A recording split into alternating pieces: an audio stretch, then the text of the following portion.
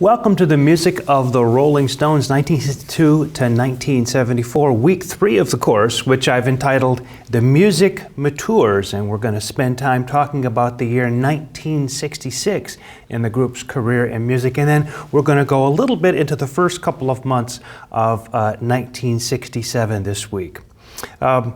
Well, as you'll recall from our discussion last week, the Rolling Stones had a kind of a breakthrough year in the United States in 1965 with that succession of 3 singles, The Last Time, I Can't Get No Satisfaction, and then Hey You, Get Off of My Cloud. Those 3 singles, really sort of put them over the top, made them a top act in the U.S. Of course, they'd already been having tremendous success going back to 1964 in the U.K. So by the end of 1965, the group is in fantastic shape. In the fall of that year, they'd released Out of Our Heads and then December's Children in December. And so as we pick up the story, the Rolling Stones in 1966 are really a top international pop act.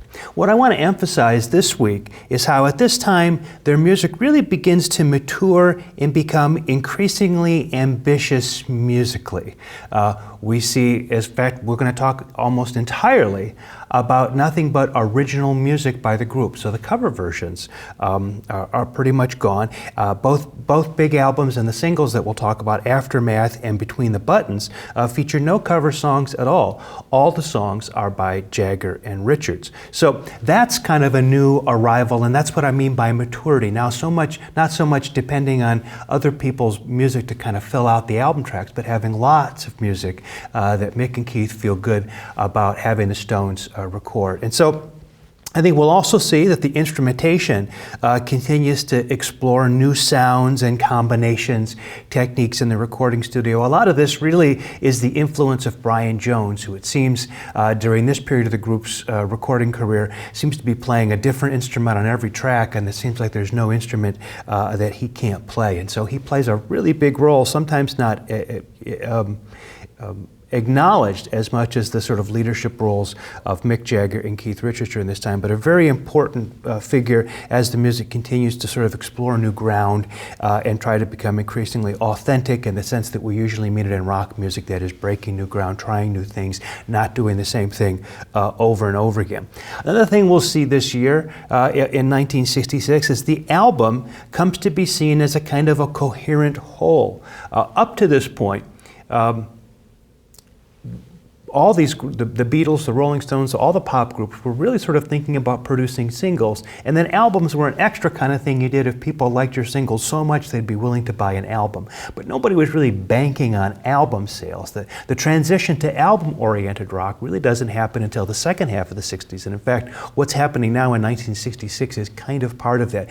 When you start to see albums from the Beatles like Revolver and the Beach Boys like Pet Sounds, and then of course Sgt. Pepper and everything that follows after that, then it starts to be the album that's the important thing, and the singles that are most, in some ways, sort of an afterthought for rock and roll musicians anyways. The pop market tends to be dominated by singles. Well, we're starting to see that happening in the Rolling Stones music as well. Bassist Bill Wyman says, for example, that the album Between the Buttons is the first album where they really thought about the balance of songs on the album to create a kind of a coherent whole, as opposed to just recording up a bunch of stuff, putting it on the record and trying to sequence it in a pleasing kind of order. So the rise of the album as a coherent whole for the Rolling Stones.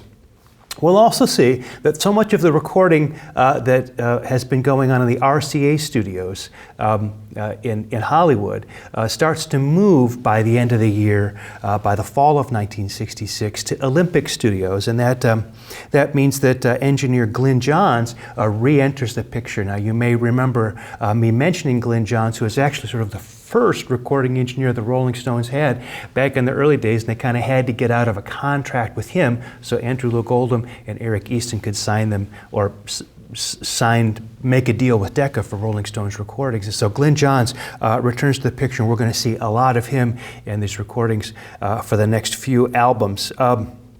We end our story this week with the early 1967, the release of Between the Buttons, and the drug bust that happens at Keith Richards' house involving Keith, Marianne Faithfull, and Mick Jagger.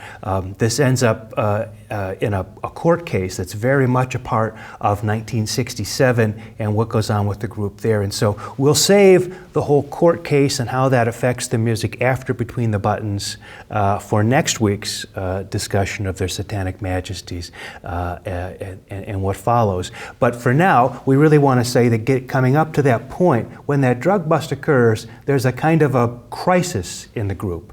And in many ways, they kind of don't know what the way forward is. By that time, Andrew Luke Oldham is kind of separating from the group. And so there's a real kind of change going on in Rolling Stones music. So we'll end this week at that particular point and pick the story up again next week when we get there. So the two big albums this week are going to be Aftermath and Between the Buttons. So before we get on to talking about Aftermath and some of the music that's associated with that period, let's in the next video do a little sort of review of 1966, a kind of overview to get a sense of the overall events, the releases, the touring, the recording that went on for the Rolling Stones in 1966.